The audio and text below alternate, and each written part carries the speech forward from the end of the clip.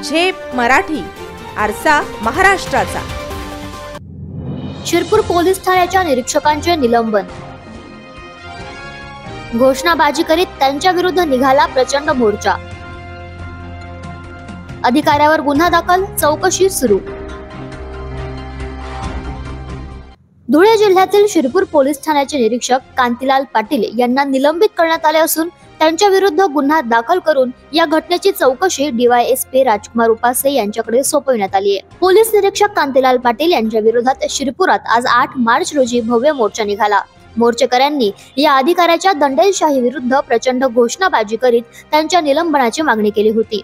त्यानुसार पोलीस अधीक्षक श्रीकांत धिवरे यांनी कांतीलाल पाटील यांना तत्काळ निलंबित केले आहे। त्यांचा चार्ज पोलीस निरीक्षक जयपाल हिरे यांच्याकडे सोपवण्यात आलाय। झाले असे की 2 दिवसांपूर्वी छत्रपती शिवाजी महाराज अफजल खानाचा वध करीत असल्याचे पोस्टर सोशल मीडियावर व्हायरल झाले। त्यावर एका विशिष्ट जमातींकडून आक्षेपार्ह कमेंट्स आल्या। त्यामुळे श्री शिवप्रतिष्ठान हिंदुस्थान या संघटनेचे पदाधिकारी तालुका पोलीस ठाण्यात तक्रार दाखल करण्यासाठी गेले।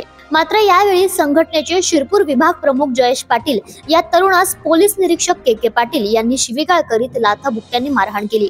त्यात हा तरुण जखमी झाल्याने त्याच्यावर उपचार सुरू आहेत। मात्र मारहाण करतानाचा हा व्हिडिओ सोशल मीडियावर व्हायरल झाला। त्यामुळे पोलीस निरीक्षक KK पाटील यांच्या विरुद्ध सर्व स्तरातून संतापाची लाट उसळली।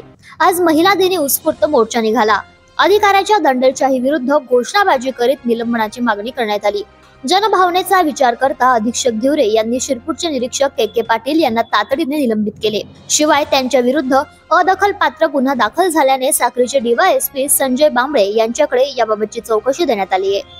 अशाच वेगळ्या आणि ताज्या बातम्यांसाठी पाहत रहा झेप मराठी, आरसा महाराष्ट्राचा। संपादक प्राध्यापक अनिल चव्हाण, धुळे।